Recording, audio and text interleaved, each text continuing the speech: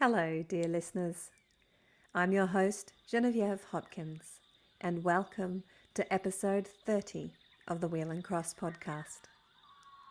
Last week's episode explored the possibility of celebrating Australia Day at midsummer, not on a set date, but at a time of year, for example, the fourth Friday in January.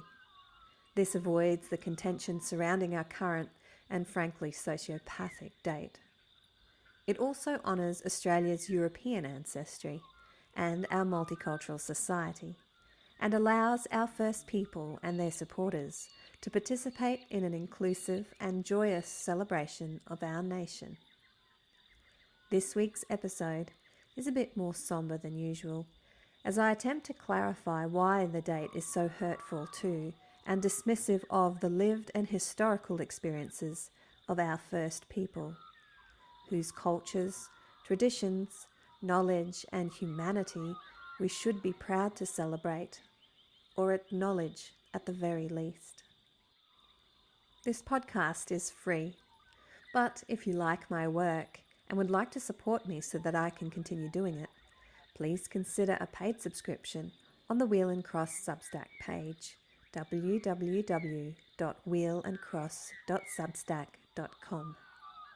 If that is not possible and you enjoy this podcast, I would really appreciate your reviews on any of the podcasting platforms you use. Feel free to share this podcast and leave comments on the podcast page. Welcome to episode 30 of the Wheel and Cross podcast. Invasion Day. The uncomfortable truth about Australia Day.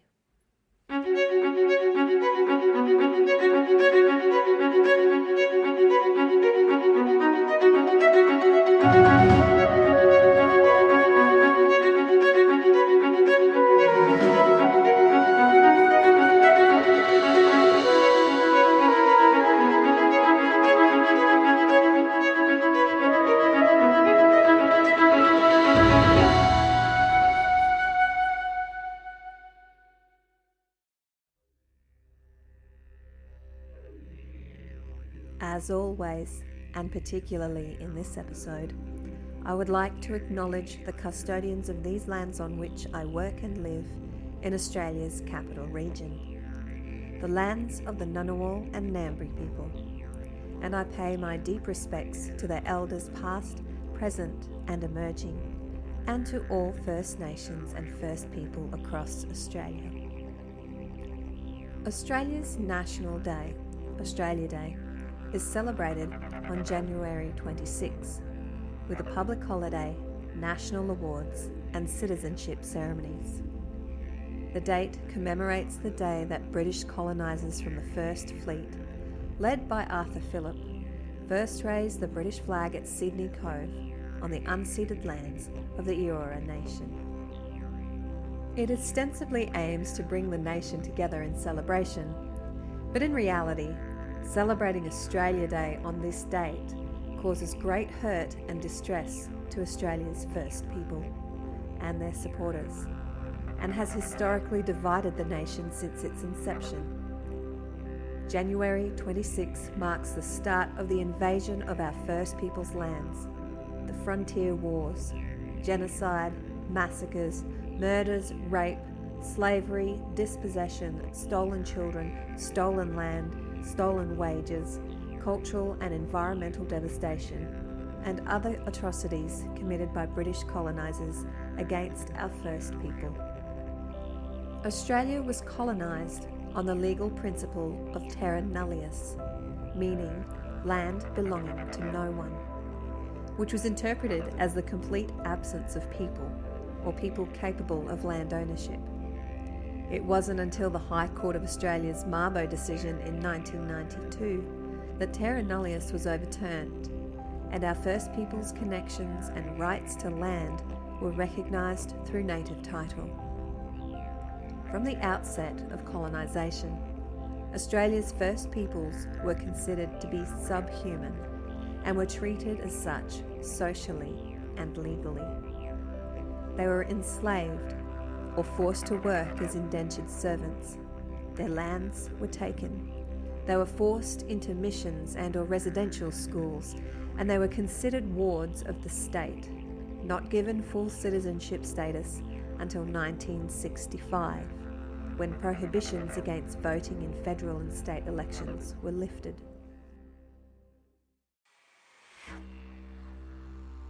It was not until 1984 that Aboriginal and Torres Strait Islander people gained full equality with other electors under the Commonwealth Electoral Amendment Act, 1983. This act made enrolling to vote at federal elections compulsory for Indigenous Australians. From the National Museum of Australia, Indigenous Australians' Right to Vote.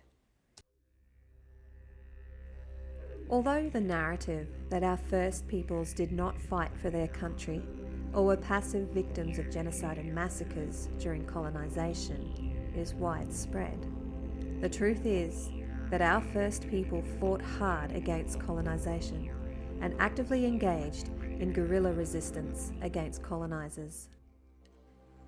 It's becoming more and more apparent that First Nations resistance was organised and efficient. Co-author Ray Kerhov's How They Fought identified specific structures and tactics First Nations peoples employed during the frontier wars.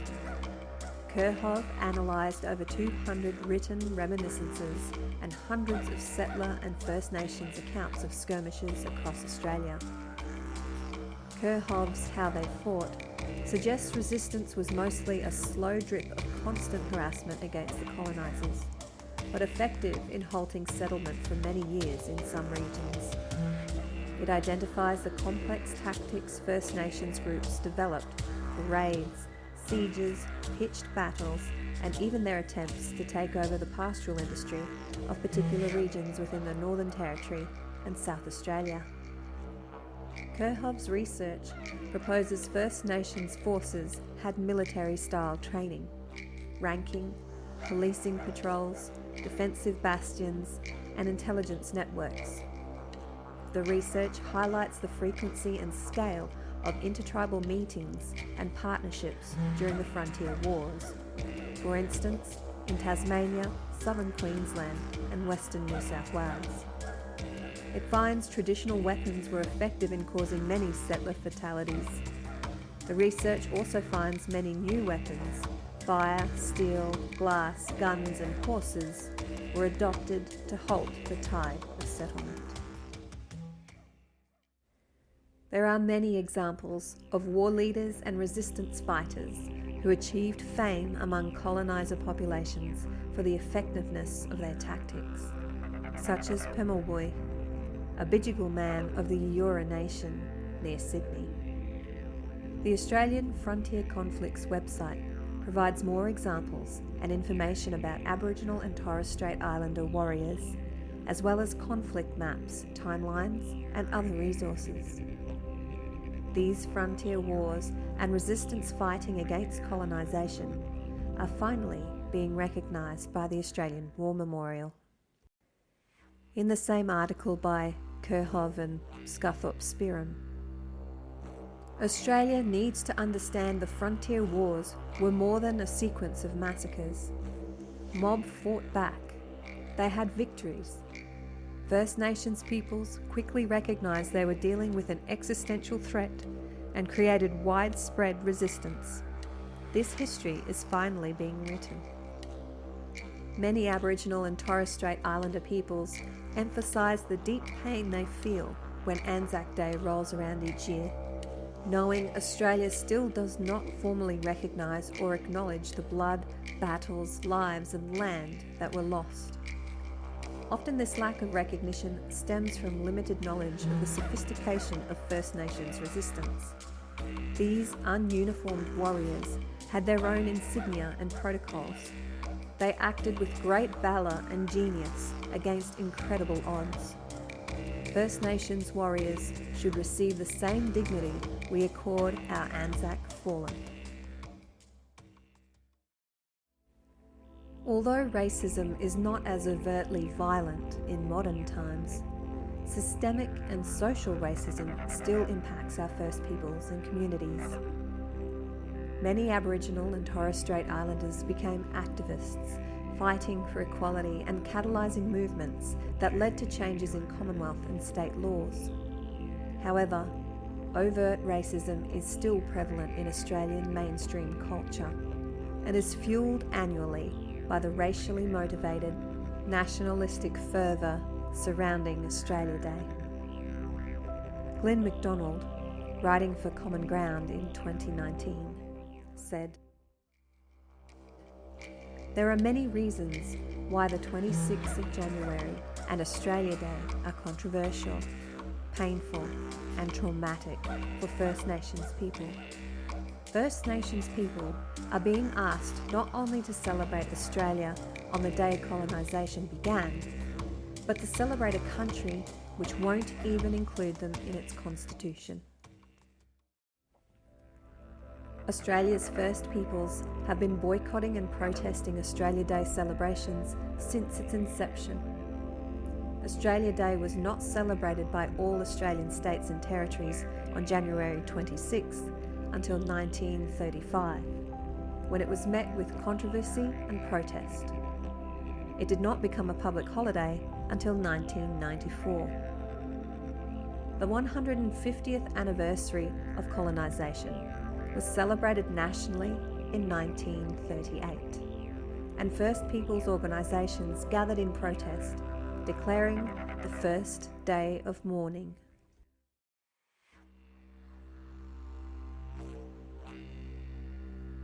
We, representing the Aborigines of Australia, assembled in conference at the Australian Hall, Sydney, on the 26th day of January 1938, this being the 150th anniversary of the white man's seizure of our country, hereby make protest against the callous treatment of our people by the white man during the past 150 years, and we appeal to the Australian nation of today to make new laws for the education and care of Aborigines. We ask for a new policy which will raise our people to full citizen status and equality within the community. From the resolution of indignation and protest moved and passed on the 26th of January 1938.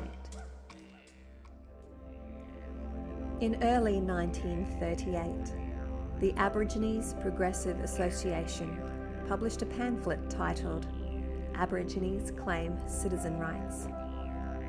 Although our First Peoples were eventually granted citizenship in 1965, the APA's words are still relevant.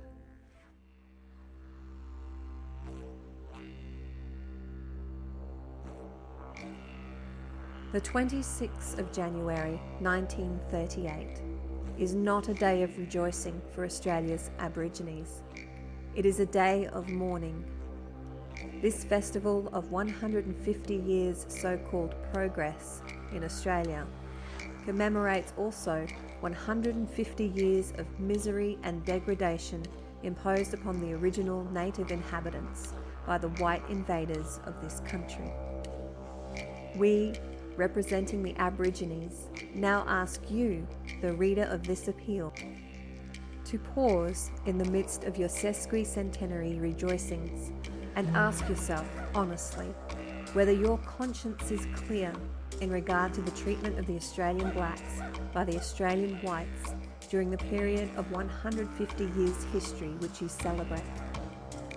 You are the new Australians, but we are the old Australians. We have in our arteries the blood of the original Australians who have lived in this land for many thousands of years. You came here only recently, and you took our land away from us by force. You have almost exterminated our people, but there are enough of us remaining to expose the humbug of your claim as white Australians to be a civilised, progressive, kindly and humane nation. Protests and marches have continued from that time forward. In more recent years, marches protesting Australia Day and in support of our First Peoples have grown in size and number. Public discourse is starting to shift towards changing the date of Australia Day to one that does not commemorate colonisation or invasion. Some local councils have stopped holding citizenship ceremonies on this date. The national radio broadcaster, ABC's Triple J Music Channel, stopped hosting its Hottest 100 on Australia Day in 2018. Victoria has halted its Australia Day parade. Large companies in the federal government announced that taking Australia Day as a public holiday was optional. Last year, Woolworths, Big W and Aldi announced they would not be selling Australian Day merchandise, despite public backlash from right-wing politicians and vandalism of stores. However, Woolworths and Big W have backtracked on their stance this year. Although the concept of changing the date is gaining momentum, there is a lack of consensus on an alternative date and a growing movement to abolish the celebration of Australia Day altogether. In an article titled Invasion Day, Australia Day, published by Common Ground, Glyn MacDonald in 2019 stated, "It is argued that without significant changes in key areas of justice relating to First Nations people, there is nothing to celebrate. These areas include social justice, legal restitution, widespread acknowledgement of Australia's true history, treaty, self-determination or the power of self-governance, and constitutional recognition." The movement highlights that the things commonly celebrated on Australia Day, such as equality, freedom, opportunity, and our national identity, are not reflective of the experience of First Nations people, and indeed many other people in Australia. Advocates in this movement also describe how the nationalistic pride often celebrated around Australia Day is rooted in racist colonial history, values, and behaviours. Celebrating Australia Day on the 26th of January is undoubtedly insensitive, hurtful, and harmful to many of our First Peoples and their supporters. It has been divisive since its inception and is opposed by a growing number of non-Indigenous Australians. In addition, many Australians are not interested in the historical or political aspects of the Australia Day public holiday. Rather, it is viewed as a great time to celebrate the joys of our Australian summer. We've changed the date before. Let's change the date once more. Even better, let's make the date no specific date at all, and change it instead to the 4th Friday in January, aligning with midsummer traditions from our European heritage and around the world, ensuring that our First Peoples, the original Australians, are respected and included. The article accompanying this episode contains videos of Australian First Peoples and their responses to Australia Day, as well as links to high-quality documentaries such as The First Australians and The Australian Wars, as well as good quality websites and informative articles.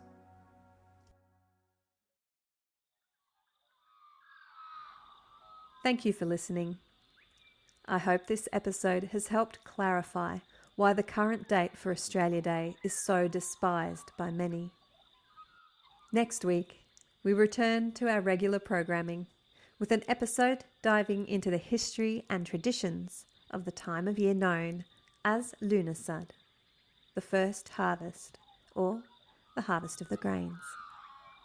See you next week for episode 31, Lunasad, the first harvest, the harvest of the grains.